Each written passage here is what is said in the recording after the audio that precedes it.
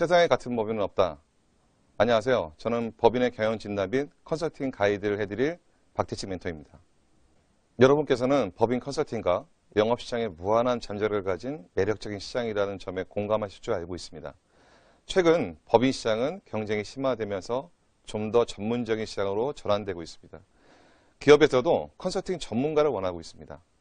단순한 영업 대상으로서의 법인 시장, 솔루션 중심의 접근 방법의 입지는 점점 줄어들고 있는 추세입니다. 처음에 말씀드린 바와 같이 세상에 같은 법인은 없습니다.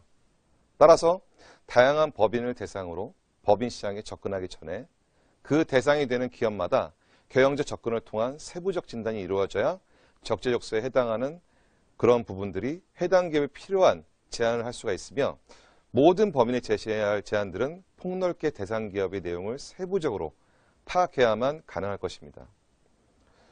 그렇게 해야만 영업 대상으로서 법인을 고객사로 만들 수 있는 가장 중요한 포인트라고 말씀드릴 수 있습니다. 첫 번째 법인의 진단은 다양한 대상 기업의 법인 문서를 통해서 우리 대표이사께 제안해드릴 사항을 도출해서 접근할 수 있는 방법 중심으로 다뤄보기로 합니다. 그리고 법인 컨설팅 기획 가이드 부분은 장기적인 법인 컨설팅 관리를 통해서 고정 법인 고객 시장을 확보하기 위한 내용을 중심으로 강의가 이루어져 있습니다.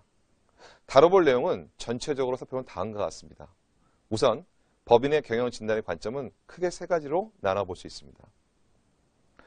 보시는 바와 같이 경영 진단의 관점은 재무적 진단, 비재무적 진단, 법인 규모에 따른 진단으로 나눠져 있습니다.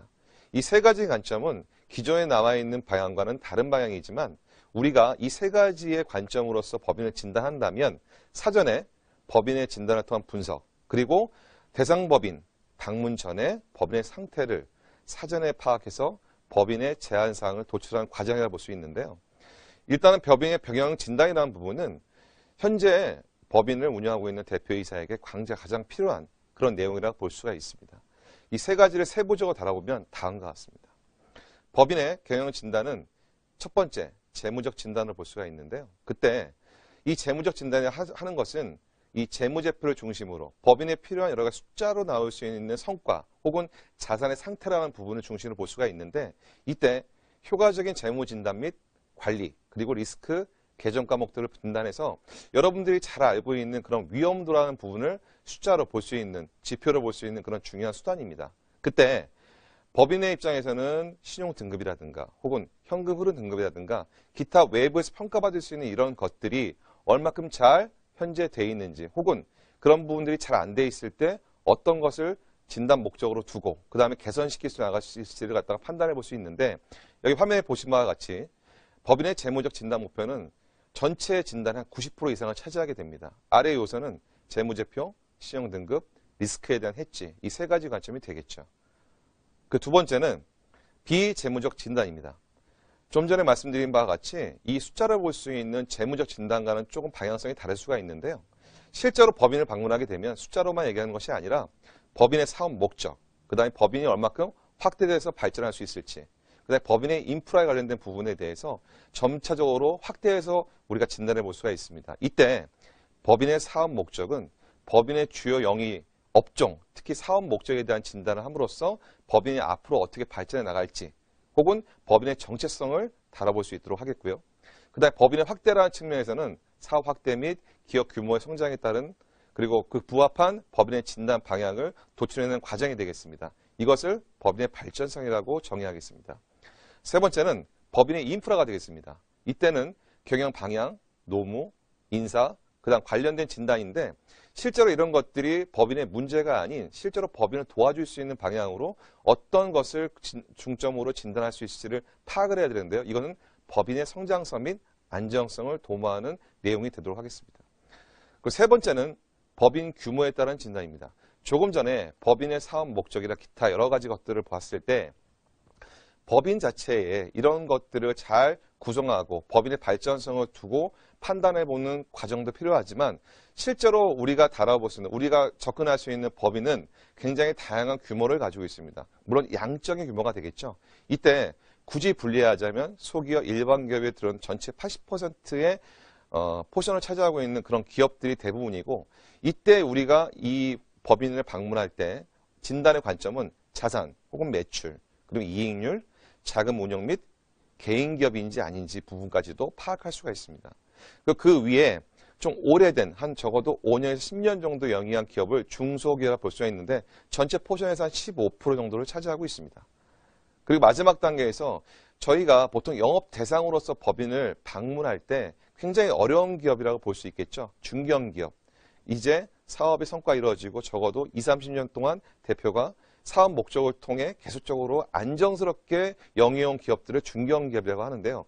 이때 이 중견기업과 대기업 분류에 들어가는 회사도 굉장히 많지는 않지만 그렇다고 하더라도 이 5%에 들어가는 이 큰 기업들 대상으로 해서 차후에 우리가 IPO나 상장 혹은 지주회사 혹은 경영승계 및 계열사에 대한 부분까지도 우리가 코디네이팅 할 수가 있고 그런 부분들을 총망라해서 이 법인의 규모에 따라서 이런 여러 가지 포인트를 두고 별도로 보고 파악을 해야 된다는 것입니다. 법인은 다 같지가 않습니다. 규모에 따라서 이렇게 분류해서 진단할 필요가 있다는 것이죠. 또 다른 관점에서 보면 이 법인의 컨설팅이라는 부분, 좀 전에 말씀드린 진단에 대한 개념을 통해서 법인에 관련된 여러 가지 얘기를 드릴 수가 있는데 이 기획이라는 부분을 통해서 대표들이 지금 현재 전문성이라는 부분을 한 가지의 카테고리로 묶어보면은 지금 이 기획이라는 부분까지도 최근에는 법인에 대한 영업 내용으로 많이 다뤄보고 있습니다. 그때 이 네 가지 관점으로 크게 볼 수가 있는데 법인의 투자 가치, 법인은 실제적으로 매출을 보이면서 이익을 창출하는 집단입니다. 그러면 이 법인의 투자 가치를 뒀을 때 사업 목적, 시장성, 그리고 과연 이 법인이 투자할 가치가 있는지 없는지 부분까지도 우리도 고려해 봐야 될 사항이 아닌가. 단순하게 법인이 영업 대상 목적이 아니고 이 법인이 과연 우리가 투자할 수 있는 가치에 역할을 할 수 있는 법인인지 아닌지 부분을 한번 갈아보도록 하는 것이 좋을 것입니다. 두 번째는 최근에 4차 산업혁명 얘기가 나오면서 기술 기반의 R&D 사업에 대한 부분에 관심이 커지고 있습니다. 더군다나 회사를 평가하거나 혹은 회사를 판단할 때 이 기술 기반 산업재산권에 대한 부분이 얼마큼 회사에 있는지 부분에 대해서 굉장히 주목해서 보고 있는데요. 이때 기술 기반 법인의 발전성 모색한다는 부분으로 포인트를 맞추시면 될 것 같습니다.